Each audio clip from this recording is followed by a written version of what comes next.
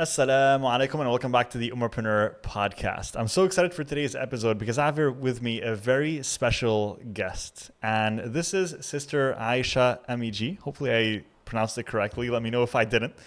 Who's going to talk to us today about how she built her nonprofit, The Voices of Muslim Women. And Aisha, can you tell us a little bit more about what it is that you do so that the guests can know a bit more about you? Absolutely. Well, walaikum assalam, and thank you for having me on Ummahpreneur. I'm pretty excited to tell everyone about Voices of Muslim Women. Voices of Muslim Women is a BC-based nonprofit foundation where it actually just became a registered charity last year, mashallah. And Amazing. what we do is we serve women and girls. So Mhm.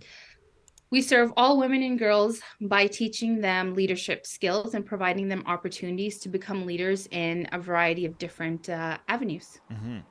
So, what inspired you to even build this nonprofit in the first place? I mean, building a nonprofit is a very, it's a very challenging endeavor to take on. So, I'm curious, what drove you to go down that path? You know what, mashallah, this has been a 7 year journey now. We're in our seventh year. And so 7 years ago, I had two young kids, and now I have three, mashallah. Wow, But mashallah. it was about, I think, 25, 26-ish, and I had just graduated from Simon Fraser University doing a master's in social justice education. I worked at a really great university called Kwantlen Polytechnic University, and I was teaching these media literacy courses, and I had done a lot of my master's work in um, the media representation or misrepresentation of Muslims and Islamophobia. And what I was noticing, even though I set out to just, teach general social justice courses, focusing more on a beginner's view and really getting kids in the community involved in university type learning, all of the Muslim students in my courses were sharing alarming rates of Islamophobic incidents. And Mm. so that's how I got involved because I really didn't want to be involved in the Muslim community growing up. I did and didn't because I had grown up in a family that was very involved in the community. So, I saw the good side and the bad side, and I thought, I just want to build my own career and focus on myself and my family. But then it just, there was this overwhelming need to do something. And it came to a point where our university is located in BC, we had a very high percentage of Pakistani, Somali, and Syrian students. And so all of them sharing these stories, and I'm thinking, I'm born and raised in BC. 9/11 happened when I was a kid. How are these kids experiencing like such um, high rates of daily Islamophobic events, and Mhm. what is this doing to their identity?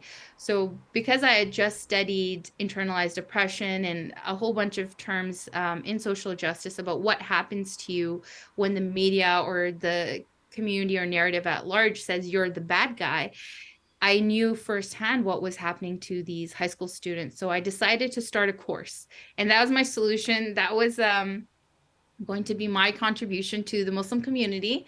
And I wanted to be like, this is it. I have a degree in curriculum and instruction. I'll create the course. The university was so generous, great allies. They greenlighted the whole course. And call that course Voices of Muslim Women. And it was a course just for Muslim women and girls to come and share their stories, learn a little bit about digital literacy and about social justice, and have a place, a safe space to kind of share what's going on in their lives and their views and share their voices.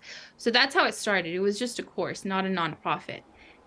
And how that evolved into a nonprofit is we had a community showcase of all of their videos. So their capstone project was a video that they shared their story, and the community responded so strongly to it. In BC, I mean, the Muslim community in BC is very different than in Montreal or in Toronto. Mhm. We are very diverse, but we're very segmented, and we're just so few in numbers that we never have enough momentum to kind of do anything. So the Mhm. fact that over 100 people showed up for this community showcase blew my mind.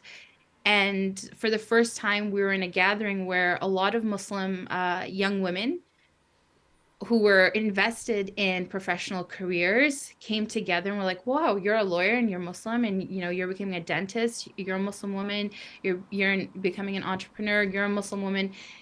And then we kind of just thought, well, why don't we know each other? There was no place to kind of know other women who are Muslim. A lot of the times we were like the only Muslim in our peer group, and a lot of our support circle was non-Muslim, or our friend circles were non-Muslim. And so really thinking about, well, there's a need here for us to gather outside of the masjid and halakas. So how can we just connect with each other, without trying to, we have this policy, your faith is your business and none of ours, like we call it a bikini to burkini policy. And it's really one of the main deterrents from young Muslim women getting together was the judgment, right? If you're a hijab, you're a niqabi, you might be too religious.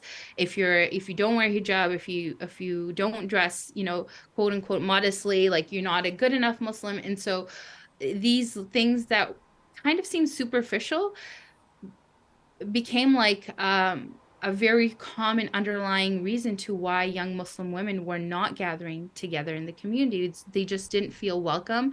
Everyone felt, too haram, too halal, and you just couldn't find a group of women that would accept you as you are, wherever you are in your faith journey and the level of faith, right? So um, that that basically, we got enough women kind of talking about it to say, why don't we turn this course into a nonprofit? And so that's how the nonprofit started, is a group of young professional Muslim women that wanted to be with other Muslim women, but were really afraid of, I think, the judgment. They wanted it to be very inclusive and welcoming, wherever you were in your faith journey. Right.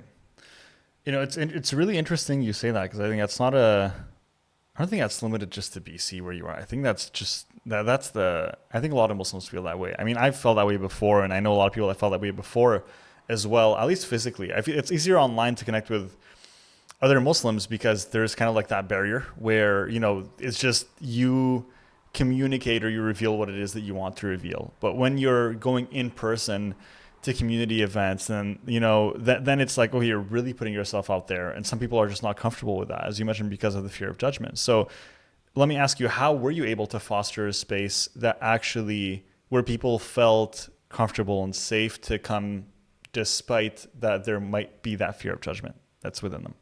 So I was very because I like my intention, I think, and I this is like my biggest tip for anyone who wants to start anything, whether it's a for-profit business or a nonprofit. I went to an Islamic college when I was younger. It was like a Darul Uloom in England. Hmm. And one of the first things I learned that always stuck with me is innamal a'malu binniyat, and that means that your intentions, everything depends on your intention. And so when I started the course, my intention there was very specific, because there was a moment where I was sitting with my daughter in a McDonald's, and she was 5, and we were hearing all this negative stuff about Muslims. And at that moment, like, I looked at her face, and combined with my students, what they were experiencing in that moment, I made an intention that the mama bear came out in me, and like, subhanallah, there's when you make an intention that's backed by God's will, is just it's a force that cannot be reckoned with, right? And so that was my intention there, to create something so that my kids and other high school kids and other kids in the community don't suffer. And when we got to the space where we were at that community showcase, there were, specifically 4 young girls in the community. One of them was my cousin and her friends. My intention there was, how can I make events that these girls want to come? Hmm. Girls that are 17 to 24. How can I genuinely create events where they are interested, that I'm not forcing them to come to the events? And so I really listened to what they were experiencing. And so again, my intention there was, how can I serve them? How can I create events that they would want to go to? And I remember one of the things that they asked me, and again, like, it was a surprising underlying, surprising but also not surprising, is they kept asking like, well, should we wear a hijab or a abaya to the event? And I was like, no, it's a conference at a university showcasing voices of Muslim women. Like, wear what you'd usually wear, right? So they're like, but can we wear a skirt? And I was like, well, if that's what you wear, like, yeah, you can wear a skirt. And so I realized vocalizing that it was okay for them to show up authentically how they were, um, was a big factor in creating a space where they felt welcomed. Mm, And stating this over and over again, that you don't have to be the perfect Muslim to be Muslim, because none of us are perfect, actually, you know. And that takes a lot of pressure off of the Muslim aspect. I mean, a lot of us are perfectionists, or we think that if we want to be a better Muslim, we can't show up as being Muslim because, you know, we're representing.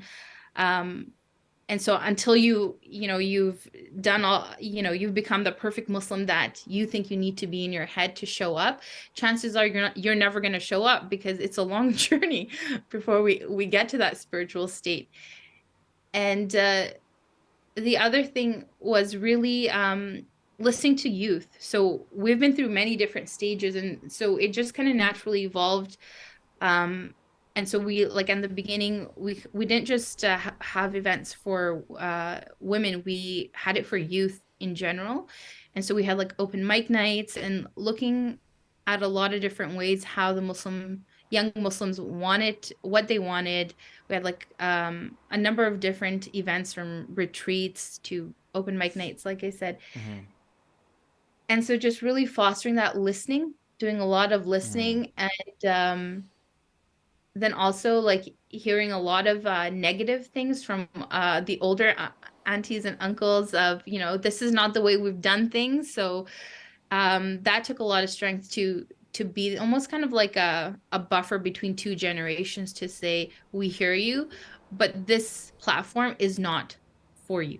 This mm-hmm, platform was created, when I think of it, I visualize these for young women, and to create a space that they and people, young women like them, would want to come. And like later on I learned, this is actually an actual thing called like creating business avatars. mm-hmm. But then that was really just my intention, is how can I make something that my younger cousins um, would even want to be involved with, because the reality of our society is so far removed from what some of our elders think, that they're harping on a lot of little things, where as they don't realize that, well, for a lot of young Muslims born and raised in the West, you're the only Muslim in your peer group. There's a lot of things that negative things that happen when you don't feel like you belong to your own community. And so Mm-hmm. belonging is the first step. So creating an environment where young Muslims felt they belonged as they were.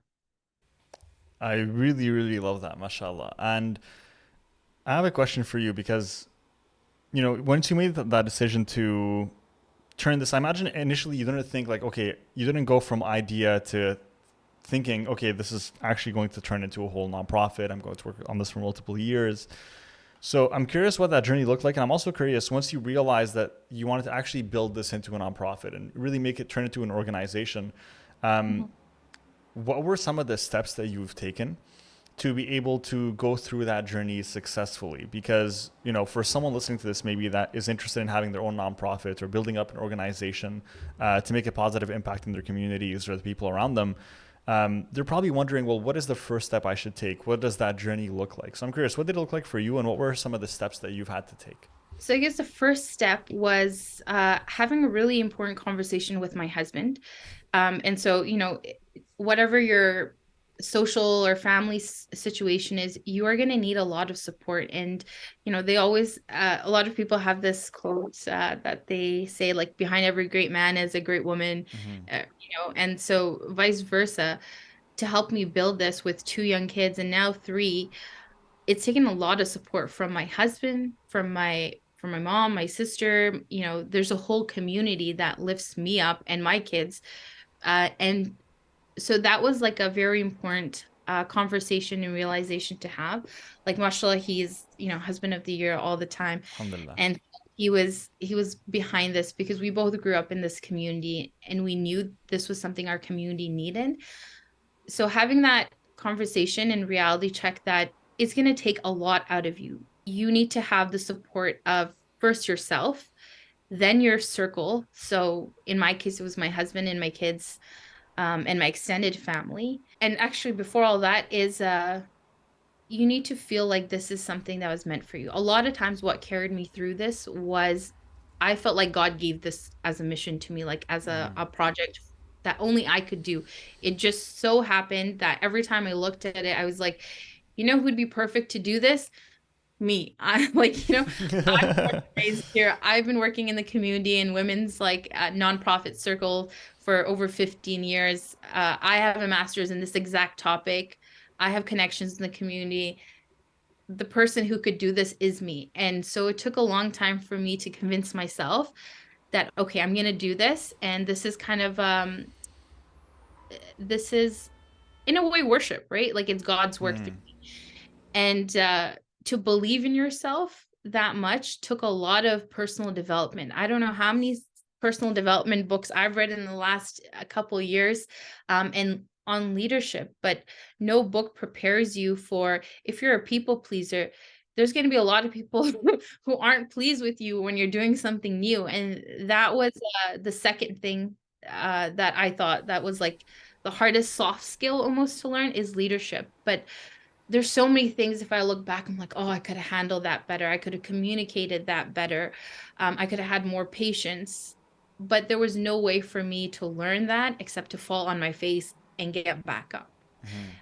And I'd say the other thing is you just have to do things, right? A lot of times I get stuck in planning, planning, planning, and I don't actually do anything. And so actually taking the steps to, if you wanted to start a nonprofit, look up in your province, or territory or state, wherever you are, what do you actually need? What's the checklist for registering a nonprofit? You got your name search or just register, incorporate your business. Do you need to find board members? So that was the first tangible step I took is, you know, reaching out to women that I didn't know to be like, hey, I have this I'm crazy passionate about this idea. I think we need this for women in BC, Muslim women, and getting them to sign on. And you almost have to be a crazy passionate person because you have to believe in yourself and your mission that deeply. And I I see this is very common with founders. Like you have to have that deep level of passion for what you're doing because it's a really long, hard, lonely road. And then once you build your idea, you go and find other people who believe in your idea because you need a board or you need an executive team. And then after that, it's trial and error. There's no other way, but you would just have to do something. And so we did events. Some of them worked, some of them didn't. You take, the event that worked, you try to replicate it. The events that didn't, you see, why they didn't work. And so through the years in 2017, in 2016, or early 2017, we were a course. Late 2017, we registered as a nonprofit. Working with other people on your board to support something that was initially your dream is also a challenge. I think, being a people pleaser, overcoming that consistently and every year, I have to level up on that is difficult, but also understanding that if you want to build something bigger than yourself, then you have to learn to trust and work with other human beings. And so throughout the years, I've had, by the grace of God, like just met the right people at the right time. And sometimes it works out so beautifully that I cannot think anything else but, this is God's work. Because I can't explain how lucky or how well it worked out or how all these green lights just happened. But yeah, it just takes faith and persistence. Yeah, that's more important than a lot of people think. Because when they're listening, a lot of entrepreneurs, when they're starting off and they're listening to this, they might think to themselves, yeah, okay, like, I understand the whole self-development part, the whole belief in yourself, but I need to know, like, tangibly, like, how do I register a website? Or, like, how do I go and register? And yes, the truth is, finding the actual steps is very easy. It's one simple Google search. There's millions of articles, millions of blogs. You even have Chat GPT. You can just go and ask it, hey, help me start a nonprofit, and it'll give you all the steps at this point, right? So it's not for lack of information, but then what's keeping us from actually achieving our goals? And one of the things you mentioned is to do instead of always plan, which I completely agree. I think doing and really focusing on action versus just planning and thinking is so important, because the more we sit down and plan and try to have the perfect strategy, the more we start to fall into that analysis paralysis mode, right? Where we are essentially stuck. We don't know, is this really the right move? Is this not? And we tend to go into that overthinking pattern. But what really stood out to me from what you said, and what really just struck a chord with me, is when you said that it took a long time for me to convince myself that I was the one that was meant to do this. And even before that, you said that you need to have the support of yourself first. So how were you able to develop that? Because it's not easy to develop that trait or that belief in oneself. For you, were there any steps you've taken? Was there any kind of, kind of clicks or, realizations that you had across the journey or along the journey that helped you nurture that belief in yourself? Is there anything you can share with us? Sure. I think, a lot of it comes down to spirituality and faith and purpose. And so I'll share a little bit of my backstory, of why I was, I even knew I could do this work. And then also to know you have the capacity is one thing, but to feel that passion and that drive and that purpose is a whole, I think that's very spiritual to me. And so growing up, I'm the eldest of two daughters. Mm-hmm. And we had a very religious upbringing. I went to BC Muslim school. I went to private classes with a teacher in the community. I went to Dar Uloom in England. I studied Islam at UBC. Like I kept learning about Islam, and something I've been doing since I was a kid, and I love to study Islam. Um, but unfortunately, one thing that also led me to like wanting to understand Islam so badly is because when I was around 13, 14, 9/11 happened, but it also coincided with, having a very religious but abusive father. And having someone who said, that Islam permits me to act in this way or condones violence against women, or disempowering women. And it was a very hypocritical, um, from a child's point of view or a young teen. So it really confused me about Islam. And at one point, when I was an early teen, I was just convinced that, I'm just going to become an atheist. If this is what the religion is about, then I'm not about this. Mm-hmm. And so I had to go on my own journey. And I actually asked to go to Dar Uloom in England because I really wanted to study Islam. And I think, 90% of anyone who gets sent to an Islamic madrasa in a different country is usually because it's like some sort of punishment from their family for being a bad kid or something. But I just really wanted to learn what this religion was about. And everything that I found is that it was the values of Islam that I learned struck a chord with my core values as a human. And the example of the Prophet Sallallahu Alaihi Wasallam, Prophet Muhammad Sallallahu Alaihi Wasallam, that was the best example of a human being to me. The honesty, the willingness, the patience, the willingness to serve others, to serve the will of God. And the equity and the fairness and the I would say the justice and how Islam treats all humans, Mm-hmm. including women or minorities, really spoke to me. So I had to resolve a lot of internal conflict about, what was portrayed to me, what was culturally sold to me as this is Islamic, versus what really was. And I had to do all that work by myself when I was a kid. And I prayed to God. There was many nights where we weren't safe in our own home, and I was the eldest sibling. So I felt this huge responsibility. And out of all the family, all the adults, all the governments, all the systems, the only being I could turn to was God. And mashallah, today my sister and my mom and myself were, mashallah, very successful and very safe and, built very strong.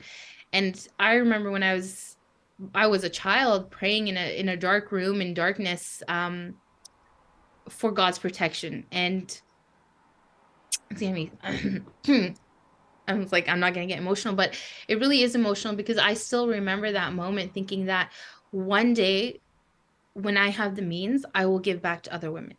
Mm-hmm. And so that day came. And so I always felt like this is my purpose, right? Because I knew for a long time from when I was like 13, 14, um, onwards that, this is a promise that I made to God that, if you help us get through this, then one day I will return the gift and I will be like a strong woman helping other women, right?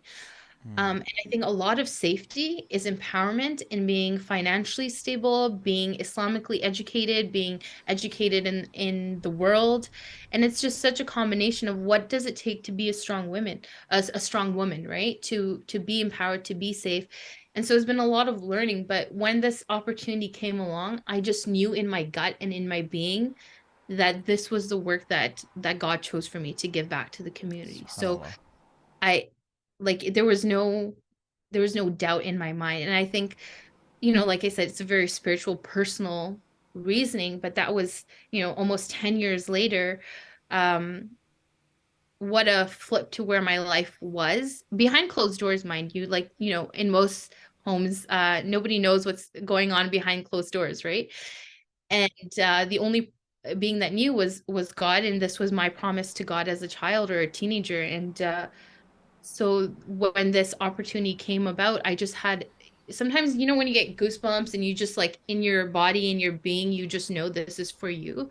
This is how I just knew that this was for me. And then all the signs, when I think in the Quran, we hear a lot about when you look for signs, God will give you signs. And the way that the nonprofit unraveled, the way that I just had the perfect degree, worked at the perfect university that greenlighted everything, just met the right people at, it just I just took these all as signs of, yeah, I don't know how much more obvious God can make this. Like, this is your project, this is your purpose, go and run with it. And mashallah, it's been 7 years now, and from a small idea, now we've like built something that employs Muslim girls and women. And like, it's so cool to know that we provide jobs, paid summer internships and jobs to all these young Muslim women. And beyond that, like, for example, we had someone volunteer with us, and through all of their work, they were one. It's a very empowering circle, right? When you're with all these women, very strong women. But she finished university, she applied for law school. I wrote her a letter of reference on behalf of the nonprofit, showcasing everything she did. And mashallah, she got into law school and she's starting law school now. Like, that was the dream 7 years ago. The fact that we're even here is a success. And then just to think how much further we can take it, but that believing in yourself, I think only that's between you and God, and there's no one else that can do that work for you. SubhanAllah. Thank you so much for sharing that. And thank you for being, so vulnerable and so open with your story. I think a lot of us have similar stories and we've been through similar journeys in our lives where we've been sometimes connected with God and sometimes disconnected with God and with Islam. And we've had to kind of find our own path back to Allah subhanahu wa ta'ala.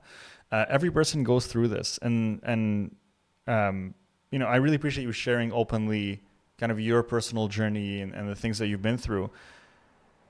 The best way I think for us to wrap up this conversation is if you could share with me, for any Muslim woman that's listening to this that might be afraid of starting a business or essentially following whatever calling she feels is in her heart right now because she's afraid to put herself out there. She's afraid to be judged, afraid to put herself in a position where she's vulnerable.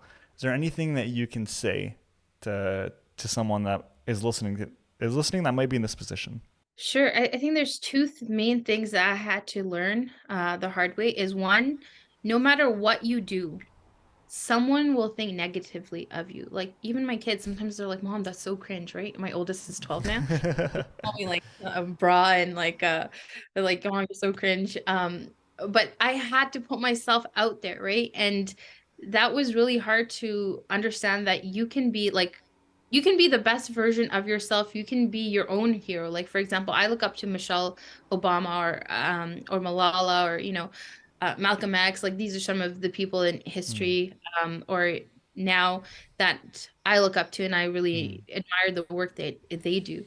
But you can find someone who thinks Michelle Obama is the worst or Malala is like the worst or mm, Malcolm X or whoever, right?